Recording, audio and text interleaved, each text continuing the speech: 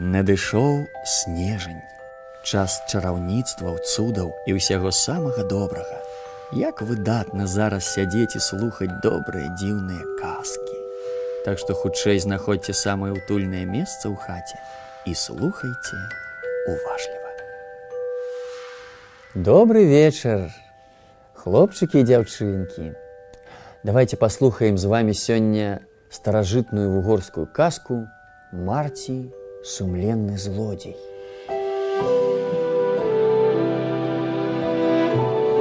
Было тое, ці не было, жыла аднойчы бедная жанчына. І быў яе сын па імені Марці. Сумленны, шчыры быў гэты Марці. А да таго ж яшчэ такі разумны, спрытны, практычны ды знаходлівы, што погалас аб ім па ўсёй краіне пайшоў. На ўсё, маўляў, здатны Марці, за якую б справу не ўзяўся, ўсё добра. Дайшла яго слава і да караля, а быў той кароль зайздросны на рэдкасць.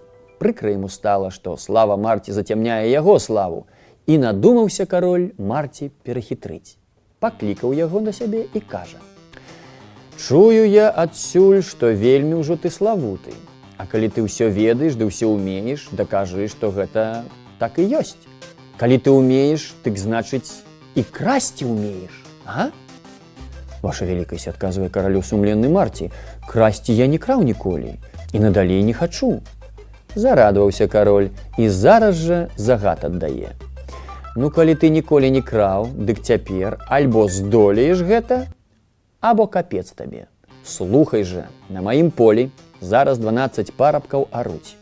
Дык вось, або ты выкрадзеш у іх проста з ворава ўсе 12 плугоў з 12 парамі валоў, або я ўжо ведаю, што мне рабіць. Загадаю галаву тваю на кол насадзіць. Разумееш? Затое, калі выпрабаванне вытрымаеш, усе мае скарбы табе аддам, бо я іх таксама украў». Горка стала на душы ў Марці, ды што рабіць? Пайшоў ён дадому, расказаў сваёй матулі пра размову з каралём. «Вось цяпер добранька падумай, сыночак», — сказала яму маці.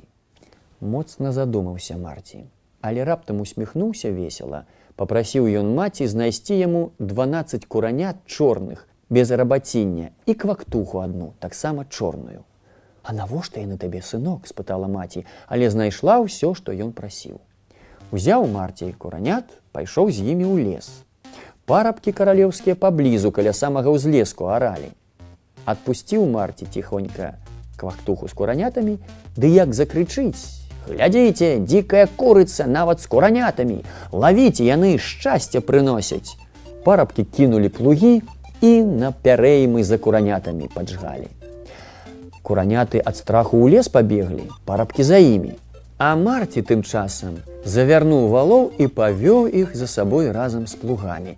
Прывёў Марці валоў з плугамі проста на свой двор, бо дамова з каралём была такая, што Марці выкрасці здолее тое і забярэ сабе. Таму Марці толькі матулю сваю паслаў да караля сказаць, каб не чакаў валоў. На другі дзень кароль зноў кліча да сябе Марці, прыняў яго сярдзіта. «Чуў я, удалося табе маіх валоў забраць разам з плугамі». «Удалося», — сціпла адказваў Марці. «На гэты раз табе пашанцавала, але пачакай. Цяпер павінен ты пшаніцу з майго хлява выкрасці, а той хлеў пільна вартуюць і ўдзень, і ўночы. Калі да раніцы не выкрадзеш, так і ведай, быць тваёй галаве на калу. Ну а здолееш, дзяржаву маю табе аддам, бо я і сам яе зладзействам сабраў». «Паспрабую, ваша велікасць». Зноў пачаў Марці думаць, як бы яму выкрасці з хлява пшаніцу, хоць і багата яе вартаўнікоў. А кароль у той дзень вартаўнікоў да сябе паклікаў, шчодра пачаставаў і вельмі строга наказаў з праклятага Марці вачэй не спускаць, каб не шукаў ён іх як-небудзь. «Вы, — кажа ім, — як яго ўбачыце, адразу кідайцеся на яго, усе разам і лупцуйце, куды не пападзе». Падслухаў Марці, што кароль вартаўнікам загадаў, і тут жа сёе-тое прыдумаў. Зрабіў ён з саломы чалавека, на галаву яму свой капялюш надзеў і ціха непрыкметна да хлява прысланіў. Потым адышоўся ў другі бок, ды як чхне, вартаўнікі павыбягалі, адзін аднаго Запярэдзіць стараюцца, бачаць, калі хлява чалавек стаіць. І капялюш Марцін пазналі. А ну, бяры яго, за бакі крычаць, і давай лупцаваць пудзіла па галаве ды па капелюшы. Так раскалашмацілі, разнеслі, што і пылінкі ад яго не засталося. Закончыўшы справу, кінуліся бягом да караля, дакладваюць: цяпер ужо не ўкрадзем Марці пшаніцу з хлява, забілі, маўляў, злодзея да смерці. Зарадаваўся кароль, не ведаў, куды вартаўнікоў пасадзіць, чым напаіць, накарміць. А Марці тым часам спакойна пшаніцу ўсю і вывез. Паслаў ён маці да караля далажыць, што і гэтае выпрабаванне вытрымаў. Пазелянеў кароль, пасінеў ад злосці. На злом галавы ў хлеў кінуўся, але Марці зразумеў і зярнятка пшанічнага каралю не пакінуў. Зноў паклікаў кароль Марці да сябе. Сядзіць, чакае злосны. Выходзіць, украў ты пшаніцу, а, Марці? Выходзіць так, ваша вялікасць. Ну што ж, калі так, але ўжо цяпер чакае цябе задачка з задачак.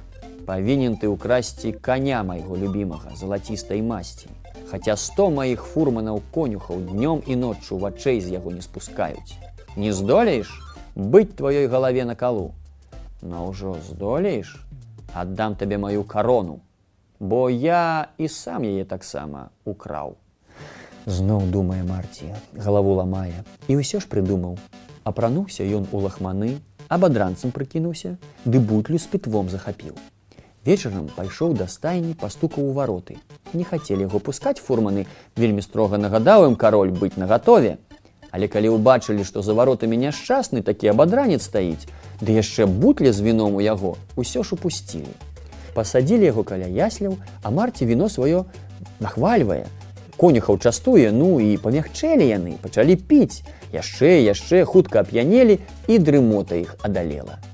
Чаго нам, думаюць, баяцца? Ужо як-небудзь зберажом каралеўскага жарабца. Адзін жа з іх каня за повад трымаў моцна, другі за хвост, а трэці сядзеў на кані вярхом. Ты толькі Марці таму, хто з прасонку хвост конскі трымаў, жменю кудзеля засунуў у руку. Таго, хто вярхом на кані заснуў, падняў асцярожна і на яслі вярхом пасадзіў.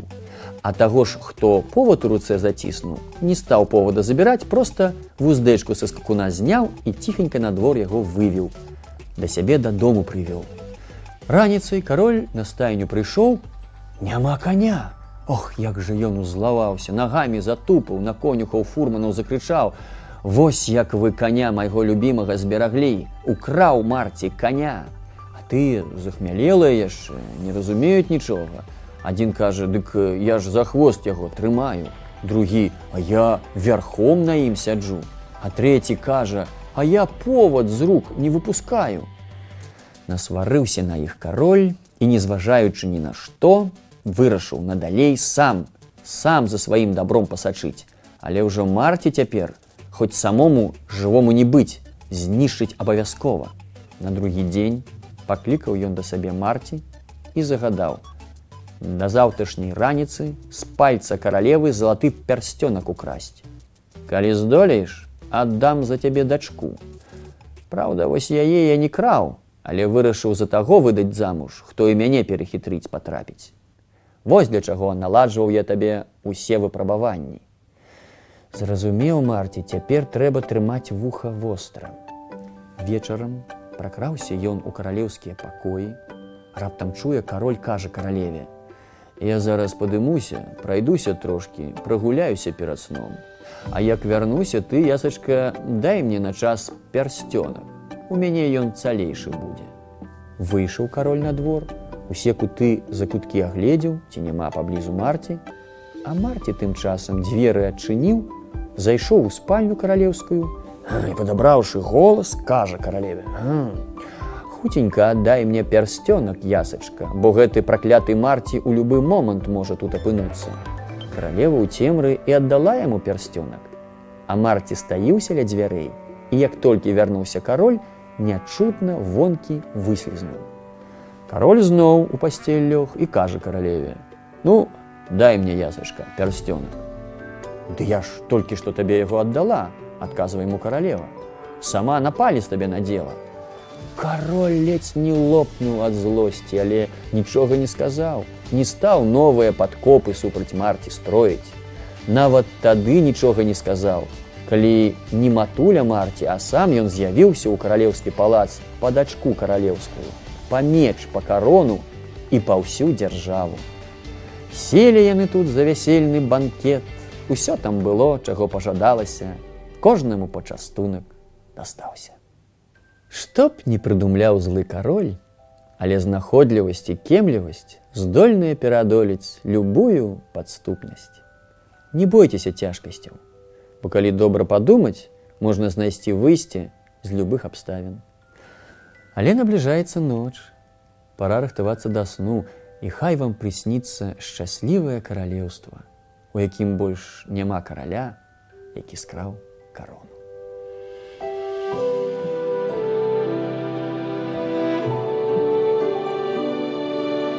Сябры мае, калі вам спадабалася казка, подписывайтеся на наш канал, ставьте лайки і дзяліцеся казкамі з сябрамі.